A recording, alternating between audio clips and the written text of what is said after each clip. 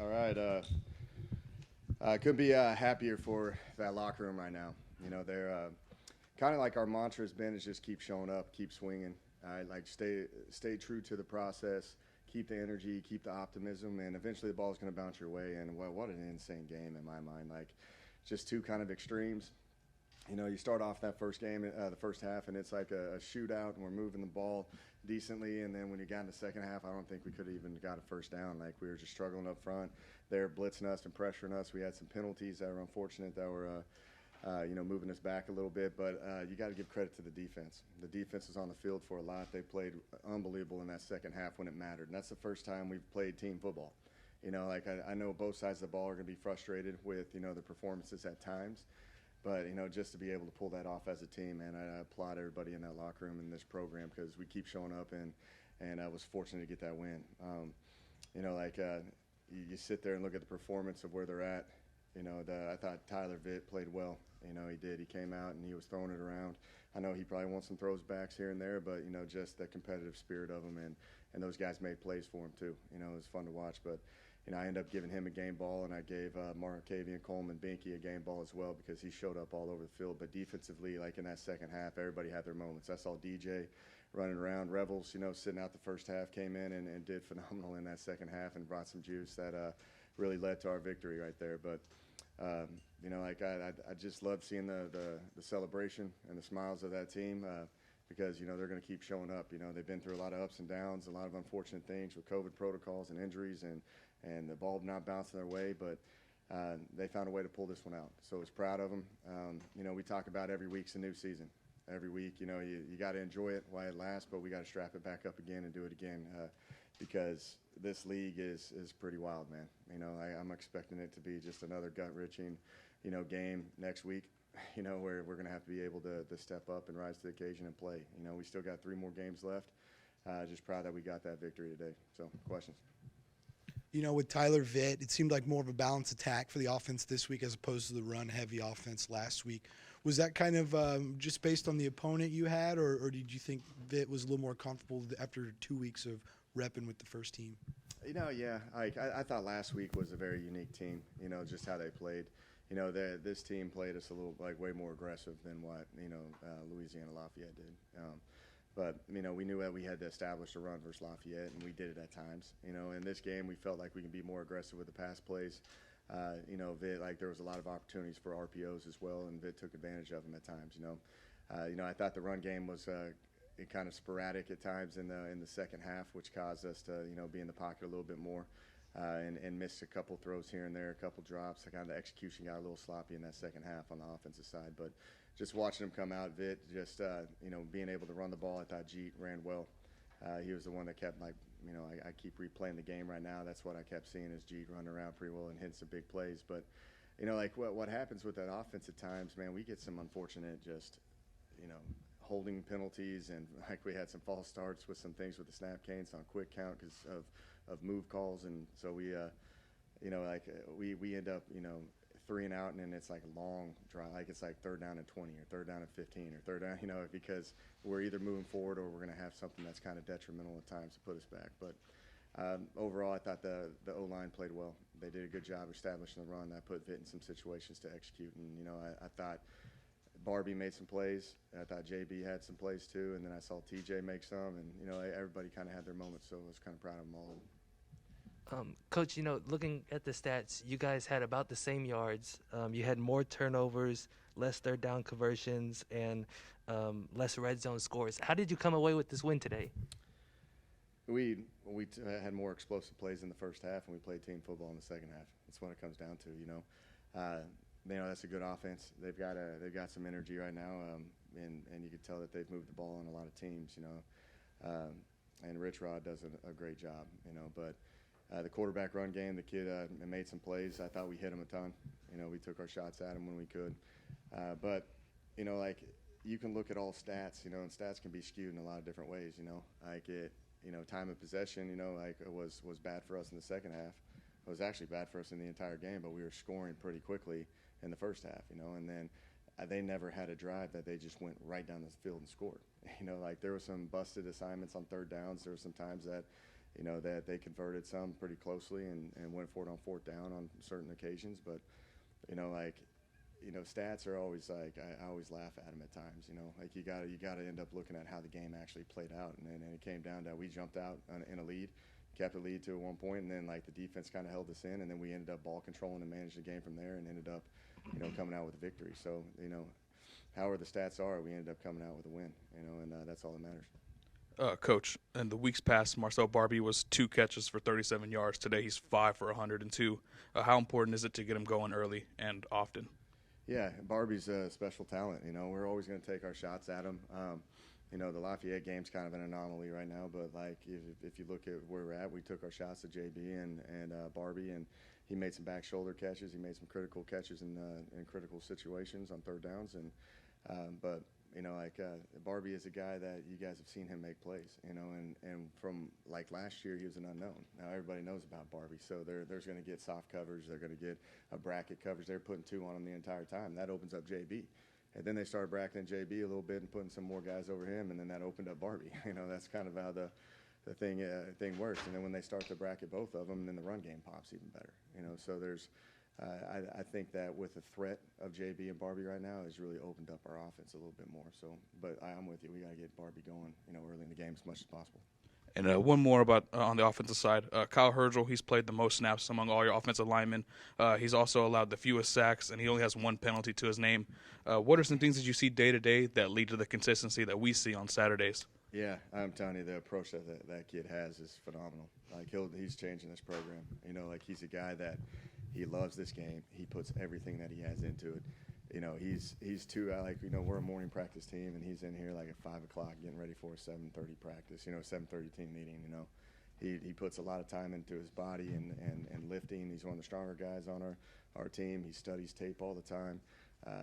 Just his approach is very professional-like, I really appreciate this comment, this question right now, because no one really talks about like individual offensive linemen, And I told him before the game, we're going to try to build this around you, because he plays extremely aggressive. He finishes blocks. He's tough. He doesn't make very many mistakes, and people you feel comfortable around him, and he's to the point where he's only been here for a year, and he's already been in the leadership room because people respect him because of his work ethic and what type of man he is.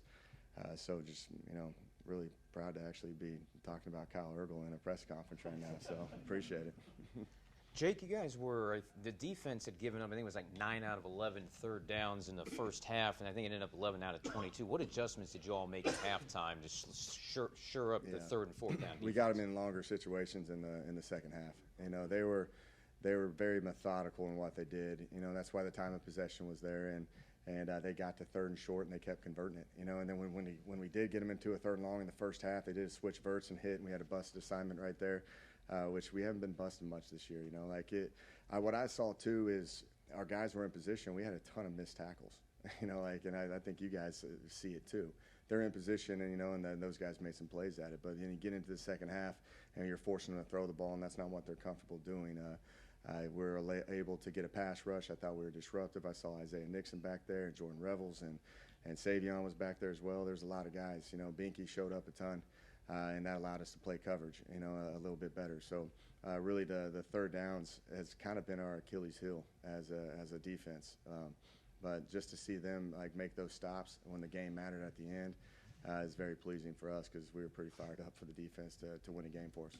Terry Bowden, he's obviously a legend getting towards the end of his coaching career. You're obviously at the start of yours as far as head coaching.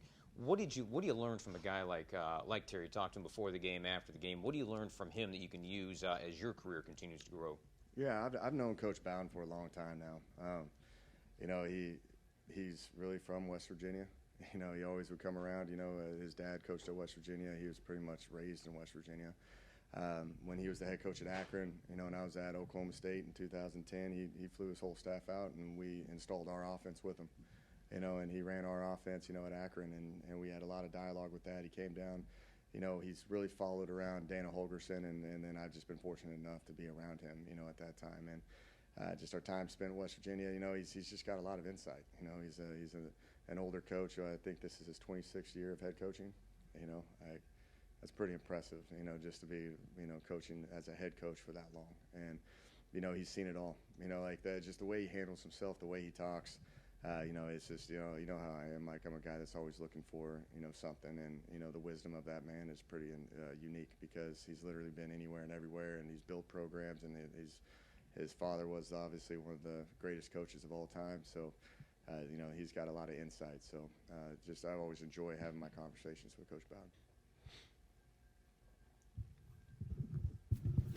It's what is it? 3 games left now. You got for the rest of the season. It's a stretch, but bowl eligibility is still there. Is that on your mind at all, on your team's mind, or is it just one game at a time? It's one game at a time with us. Like I'm saying, that game right there, I think every Sun Belt game takes like 2 years off my life. Like what a game. And who would have thought it would have ended like that? Where it just turned into, the offense couldn't even move the ball, and the defense is like they're going for it on 4th down. There's 2 turnover downs for them, 1 turnover down for us when we went 4 down inside the 5-yard line or 10-yard line. It's just an insane game. But that's what I told them in the locker room. It's just every week's a new season. You got it. Every week's a new process. You get joy right now, but we got to move forward. You got a Georgia Southern team that is a scrappy team now. Like they've had our number, and then it's time for us to try to put another one together as a team, because it's going to take a team win versus this opponent as well, because you see it every week's going to be this way. Like I've said, like there's Coastal and App and Louisiana. Those are 3 teams you got to play extremely clean football. Like you can't have very many penalties. You got to be moving forward. You got to score touchdowns, not kick field goals, and all that stuff. And then everybody else, I think, is just a shootout. You don't even know what's going to happen in those games, and we've got to bring it every single week. They're going to enjoy it right now. It's going to be a better Sunday meeting than what we've had over the past weeks. But they understand that we got to strap it up again, have a great week of preparation, and go put it on the line again next Saturday. Brock Sturgis has been a big part of this run game all season long, but today, seen no rush attempts. Is there something going on with him, or what's up with that? No, it was just where the kind of game went with it. You've got Calvin Hill and Jamil Jeter. Our goal, like this week, was to get Jeet some touches. He didn't get any touches last week, except I think later in the game like Jeter did. But we wanted to get him going because you go back and you look at all of the explosive plays that have occurred for us in the run game this year and last year. Jeter's the one that's touching the ball, and that was my decision to get him going a little bit more. I think Twyford is, he's a competitive guy and ended up scoring for us, and he's made some great runs as well. So we got a good problem in that room, and we're going to need everybody at some point again. So they've all had their moments, they've all had their rushes. Unfortunately, Brock didn't get his today, so we'll strap it back up again next week and have another opportunity. Thank you. And also, all 3 wins, 2 coming in overtime this season, and this one coming down right to the wire. How important is it for this team to really be able to close out those close games? Yeah, that's kind of how I think every single game that I've been in, when we won, it came down to the wire. I don't think I've had one game where we've actually got to close it out. It's and that's why everyone's talking about first half or whatever it is doesn't matter to me. Because at the end of the game, if you're up 20 or down 20, it's going to end up being a one possession game with a game on the line with us. So. But they're starting to learn how to do it. There is no wavering in this team. They still play just as hard. I never question their heart at all. And once they keep learning how to play as a team and playing smart football and being efficient at what they do, they're just going to keep getting better. So these are always great learning moments for really any team when you pull out close games that require all 3 phases of the ball. No one talks about our special teams. I don't think we've defended a kick on our kickoff team. I think Jake Bates said, I don't think there's anybody who's returned one ever on us this year. I feel like he just kicks it out of the back of the end zone. We move on. No one talks about that. Seamus was phenomenal today too, flipping the field. They didn't have any returns, hang time, putting it where they can't do it. You got 3 phases of the ball, that are all having their moments. And when you start having all 3 of them play together, then good things happen. Coach, after Jeter got that first down late in the quarter there, did you guys talk about, they're probably going to try to let you score and just take a knee? Or? Man, we have this conversation nonstop now. This is the one thing that I don't have the right answer on. My whole thing is just score. Right? You look at, I don't know if you guys remember Liberty and Coastal Carolina last year in the bowl game. And I forgot who it was. I think was it Coastal was trying not to run in, and then he ends up fumbling it. You know, like it's just like I feel like there's too much karma involved, and I'm just trying to like have great karma with this whole team right now. So I was like, just score and we'll play defense. You know, like it's like Jeter, like you saw him when he you know knows that they're not trying to tackle him. Like, did you see how long that play took? He like kind of stopped and was looking around, and then he just went in with it. You know, and then of course the defensive coaches are all yelling at you and stuff like that, and like arguing about the whole deal and stuff. But like I don't know what the right or wrong answer is in that moment. You know, because I've seen it go both ways, and I've seen it go drastically for one side, and I've seen it, you know, like at the end of the day, just go score and then go play defense is like kind of my philosophy right now. But that's another good question today. You guys are on fire today. Talking about things going both ways, talk about the decision of not kicking the field goal at the end of the game, going up by 4 instead of keeping it with a 1-point game. Yeah, I just felt like we were struggling moving the ball, and you know, like I was frustrated with that. At least with like a measurement, you know, to at least get it out there and look at it like they did on theirs. But I feel like, you know, the odds are in your favor. They still got to go 95 yards, 90 yards roughly. I can't remember exactly where it was. You know, just on the left hash going in. You know, it was 4th and 2. We've hit that play before. You know, you have Jeet that's been getting downhill. I thought it was pretty close. You know, but like, you know, I don't think you have to kick, you know, the field goal in that moment, you know.